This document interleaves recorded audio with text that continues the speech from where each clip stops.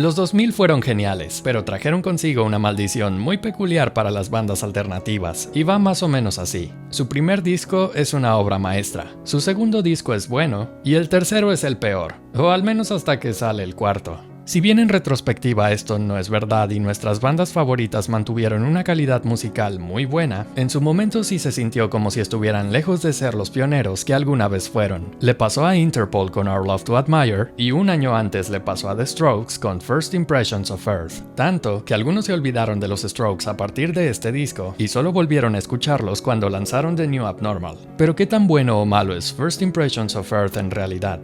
Bienvenido al lado alternativo, yo soy Tony Whitburn y hoy finalmente toca adentrarnos en First Impressions of Earth, el álbum que quizá más polémica le ha causado al quinteto de Nueva York. Para comprender por qué esto fue así, debemos volver a 2004.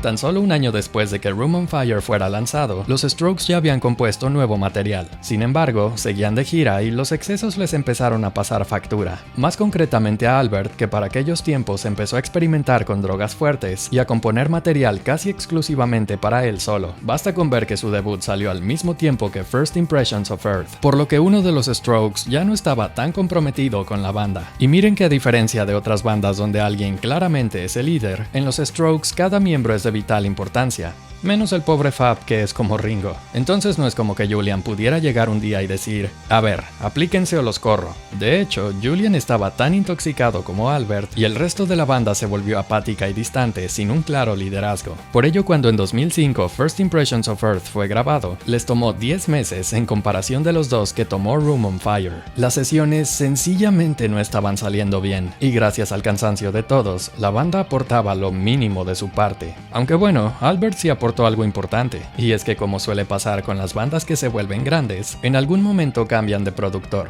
Todos estaban cómodos con Gordon Raphael, que había trabajado con ellos desde Is This It, y cuando intentaron trabajar con Nigel Godrich de Radiohead en Room on Fire, más temprano que tarde se dieron cuenta de que no iba a funcionar. Pero Albert estaba empeñado en que un tal David Kane les produjera el disco, y los demás terminaron cediendo y haciendo a Gordon a un lado.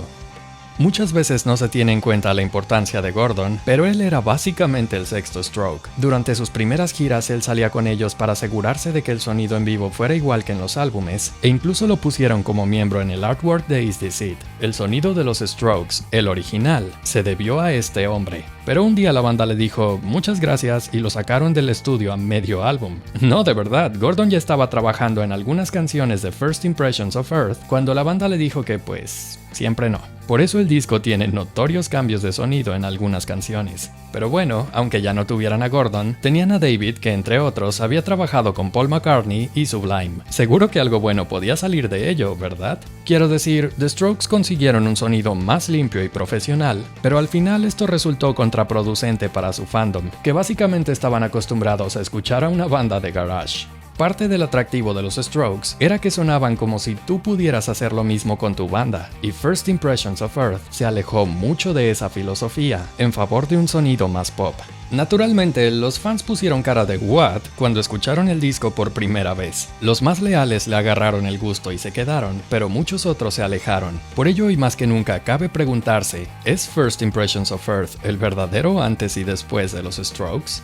De ser el último disco que lanzara la banda, podríamos decir que sí, pero considerando que todavía falta analizar sus próximos 3 álbumes, First Impressions of Earth, de hecho, se escucha como algo que más bien debía suceder. The Strokes ya no eran la banda naive de Nueva York que solo hablaba de pasarla bien un rato. Poco a poco sus canciones se volvían más densas, e irónicamente nos podemos dar cuenta desde You Only Live Once. La canción con el título más millennial jamás escrito nos recibe con la desalentadora imagen de alguien que ya no intenta hacer las cosas porque todo le parece insípido, como si estuviera aburrido de la vida misma, cosa que contrasta bastante con el sonido optimista de la canción, que pareciera decirnos que todo irá bien. Sin embargo, en Juicebox nos damos cuenta de que Julian hablaba en serio con eso de estar harto. La desesperación en su voz es palpable, y de hecho es como si un Julian cínico hablara sobre la fantasía de Nueva York y lo equivocados que están todos sobre la ciudad y la fama. Si esta canción es algo, es un testimonio de lo abrumador que resulta ser el centro de atención.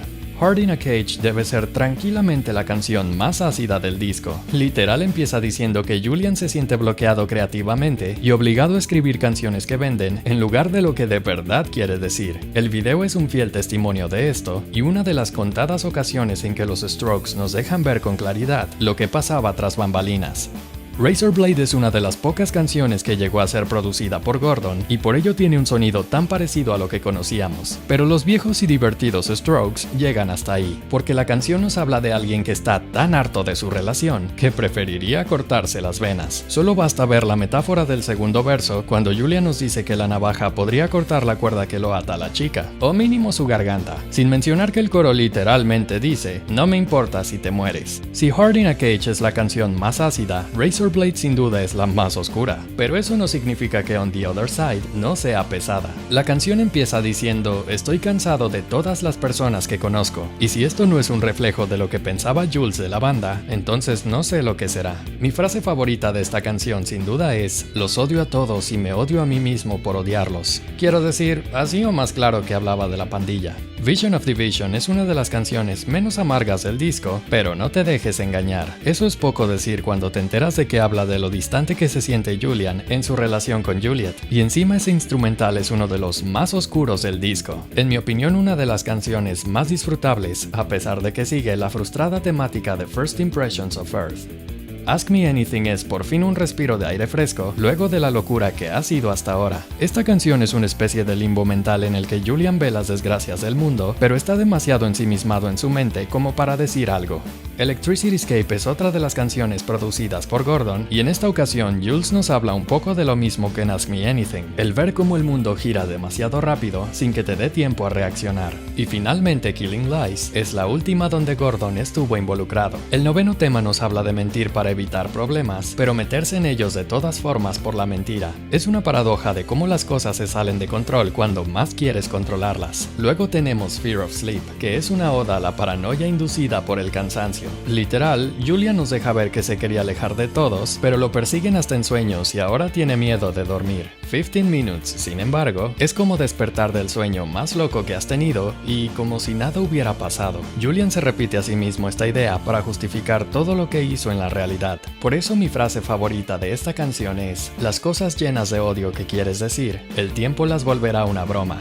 15 Minutes termina con Julian contando las cosas que vio en el sueño. Lo irónico es que no llega al 15, sino que se queda en el 12 y la canción termina de súbito. Pero enseguida tenemos mi favorita, Eyes of the World. Y es que no hay canción más First Impressions of Earth que esta. En ella vemos que Julian finalmente despertó y ahora sí denuncia todo lo que está mal con el mundo. Tanto que al final la canción termina de súbito como si una bomba hubiera borrado todo del mapa. Pero mientras tanto tiene toda la energía que uno quiere escuchar de los Strokes desde el inicio del disco. Lamentablemente solo quedan dos canciones y ninguna de ellas se parece a Eyes of the World.